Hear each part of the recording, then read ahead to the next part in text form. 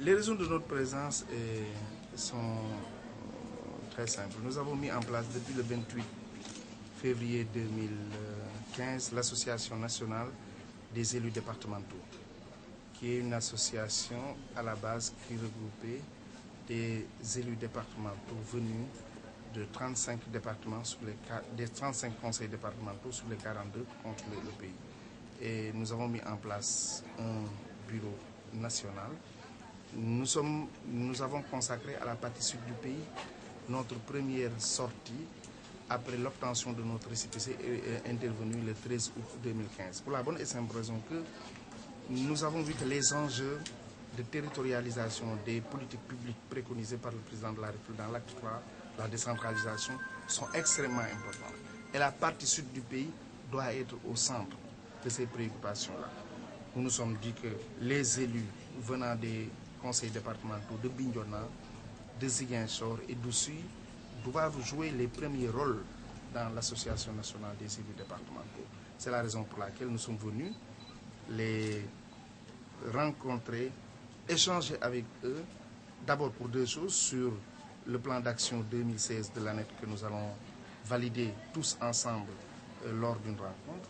Il y a également l'évaluation de l'acte 3 de la décentralisation, sur lequel nous allons en tout cas mettre en place ici une commission qui va travailler là-dessus et nous faire parvenir leurs préoccupations. Mais surtout, les intégrer tous dans le dispositif. Parce que nous voulons que chacun se sente concerné, que rien n'est fait à partir du sommet, tout se fera à la base. Pourquoi avoir choisi de créer une association en parallèle avec celle des présidents du conseil départemental? Mais écoutez, vous savez, les associations d'élus ont toujours existé au Sénégal. Mais avant, il faut avouer qu'il y avait l'association des maires, l'association des présidents de région, l'association des présidents de conseils départementaux et l'association des conseils ruraux. Aujourd'hui, avec l'acte 3, nous nous sommes rendus compte qu'il n'y a que l'association des maires qui existe, mais qui en réalité s'occupe de la préoccupation légitime des maires. L'association des présidents des départements, comme son nom ne l'indique pas, ne regroupe que les présidents de conseils départementaux. Nous sommes dit, nous qu'on appelle communément et de manière assez vulgaire, simple conseil, nous nous sommes dit, nous allons nous regrouper pour prendre en charge nos préoccupations, pour plusieurs raisons.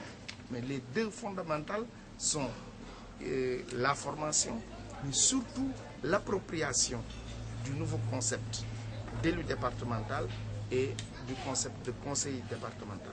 Donc, croyez-nous que ça n'a pas été facile, mais nous remercions en tout cas l'administration et le ministère de l'Intérieur qui, dans une parfaite impartialité et dans le respect de la légalité, a pu nous remettre notre récépissé. Comment votre association compte-t-elle accompagner l'élu local dans sa mission? L'accompagnement se fera, comme je l'ai dit tout à l'heure, par le biais de la formation. Mais une formation qui ne sera pas une formation globalisante, comme on dit. On ne peut pas former tous les élus départementaux du Sénégal sur un même schéma. Parce que les réalités locales, les langues locales diffèrent. L'obstacle linguistique ne se fait pas sentir quand vous devez être élu conseiller départemental. C'est la raison pour laquelle vous verrez quelqu'un, un conseiller départemental, qui maîtrise parfaitement son terroir, mais qui aujourd'hui ne parle pas français. Mais est-ce que, parce qu'il ne parle pas français, parce qu'il ne parle pas wolof, parce qu'il parle mandiak ou il ne doit pas être pris en compte dans le domaine de la formation? Je crois que nous, notre préoccupation, c'est à ce niveau. D'alors de les appuyer, de les former, mais surtout de nous battre pour la création, pour la mise en place du statut de l'élu départemental. Qui n'en veut pas parler davantage. Nous ne parlons pas davantage de passeport diplomatique ou de salaire. Le plus important, c'est que l'élu soit protégé, l'élu soit accompagné, que l'élu soit au centre, puisse être outillé, que l'élu puisse être... Je donne un exemple. Il y a ce qu'on appelle le crédit d'heure, parce qu'un élu qui est dans une administration, mais il doit pouvoir disposer d'un temps qui ne soit pas en vérité, qui ne soit pas d'un temps pour remplir sa mission d'élu sans pour autant qu'il soit imputable dans son salaire.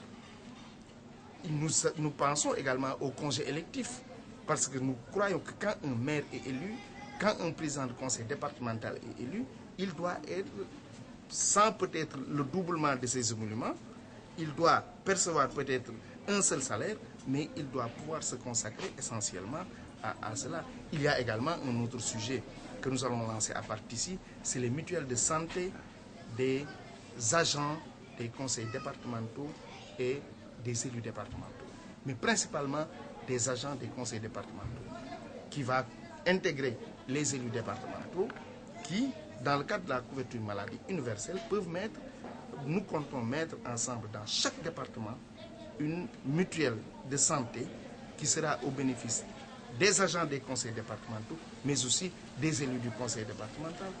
Parce que figurez-vous qu'un élu qui vote le budget de l'hôpital, mais qui n'a aucun moyen de se faire consulter, même s'il est malade.